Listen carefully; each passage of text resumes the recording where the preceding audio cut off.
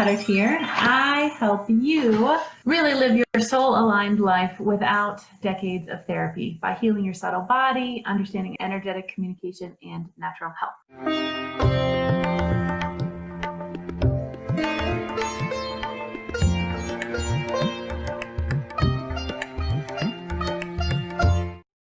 So this week's question, super excited about, comes from Amy. Let me read it so I get it right. So she says, I've worked a lot on dealing with conflict, but it still makes me want to run away. Totally normal. How can I stay present in my body and loving in my heart while dealing with someone who is angry or confrontational? Great freaking question. So the first thing to acknowledge is that it's normal to feel thrown off by anger and frustration and conflict. I'm going to give you 3 things to really focus on that will help anyone dealing with conflict or angry people. The first thing is in our mind to really work on the perspective that it's not about us. That can be an easy thing to say. It's harder to do in the moment, but at least going into a conflict, we can gently remind ourselves that this person, that anger is always on somebody else's 50% of the line. That doesn't mean that we didn't do something dumb or that the person shouldn't be angry, but if we can sort of not take it personally, that's the first step. So the first thing that actually, the energetic trick to staying present when someone is really angry is actually to really ground yourself, to bring what I would call your energetic center of gravity as low to your body as possible. So I train and teach a lot about how to do this, but in a pinch,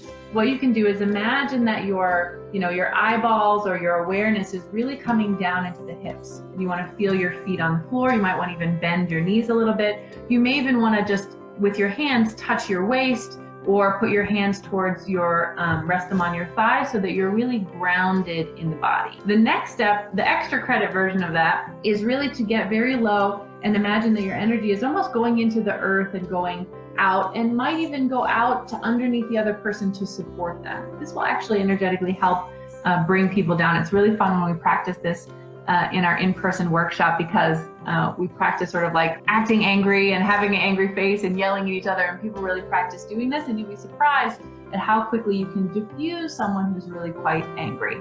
So 1, drop yourself as low as possible. You can even bend your legs, become aware of your lower body and bringing your energy down. That's the first thing that will help you when you're feeling like someone's really up at your face and they're having a lot of anger, and they might, as they often are, projecting it at you. The other part is saying to yourself, this is an energetic phrase that I teach a lot, sort of a basic safety phrase where you think to yourself very strongly, body, this is a safe place to be, and I choose this. This is a safe place to be, and I choose this.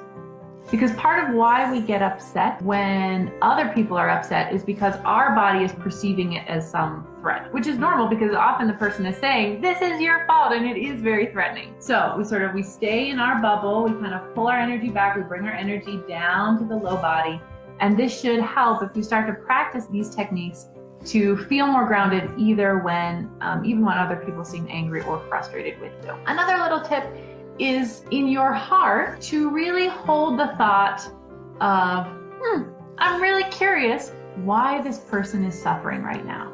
If we can start to make the mind shift about when someone feels angry and upset, that they're actually suffering in a way, and we can be kind of curious about that, it takes us out of this idea that of the other person that is really about us, because it's never really about us. And we can start to have more compassion and more curiosity that will create more connection, and the other person will likely feel more heard, and that helps to calm people down as well. One of the best things that a skillful therapist ever said to me, I was in a relationship with quite an angry person, and she said, Leslie, angry people are in charge of getting their needs met. Angry people are in charge of getting their needs met. So if you're in front of an angry person, you can, be curious about the needs that they might be having underneath that are making them so upset, and work your energetic side of things to really work on those things. So I hope that's helpful. That's a great question. Conflict is really a healthy part of life, and the people who are really on the path of self-mastery, this is an unavoidable aspect and subject to work on. There's times, I still get sometimes a little flustered when people feel